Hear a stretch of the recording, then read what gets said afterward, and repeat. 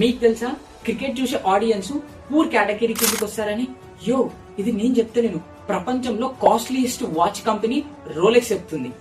ఎందుకంటే 275 million followers ఉన్న విరాట్ కోహ్లీతో కాకుండా జస్ట్ 13.1 మిలియన్ ఫాలోవర్స్ ఉన్న రోజర్ ఫెడరర్స్ తోని వాళ్ళు యాడ్స్ తీస్తున్నారు. క్రికెట్ ని చూసే ఆడియన్స్ కన్నా టెన్నిస్ ని చూసే ఆడియన్స్ చాలా తక్కువ, కానీ క్రికెట్ చూసే ఆడియన్స్ పర్చేసింగ్ పవర్ కన్నా టెన్నిస్ చూసే ఆడియన్స్ పర్చేసింగ్ పవర్ చాలా ఎక్కువ ఉంటది.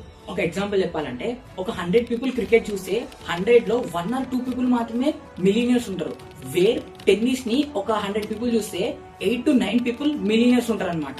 ఒక Rolex watch starting cost 5 to 6 lakhs ఉంటది. అది మనం కొనాలంటే ఏదైనా మనం మిలియనియర్ అయి ఉండాలి, ఆర్ ఎల్స్ ఒక అల్ట్రా రిచెస్ట్ పర్సన్ అయి ఉండాలి. ఒక నార్మల్ పర్సన్ మాత్రం అస్సలు కొనలేడు. అందుకే రోలెక్స్ అడ్వర్టైజ్మెంట్ రిచ్ గా కనబడే గేమ్స్ లో వేస్తారు, లైక్ టెన్నిస్, గోల్ఫ్, F1 ఇలాంటివి. ఈ అడ్వర్టైజ్మెంట్ ద్వారా నేనైతే ఒకటి నేర్చుకున్నాను, మన బిజినెస్ దగ్గర మనీ ఉందని చెప్పేసి మన ప్రోడక్ట్ ఎక్కడ పడితే అక్కడ చూపెట్టాల్సిన అవసరం లేదు.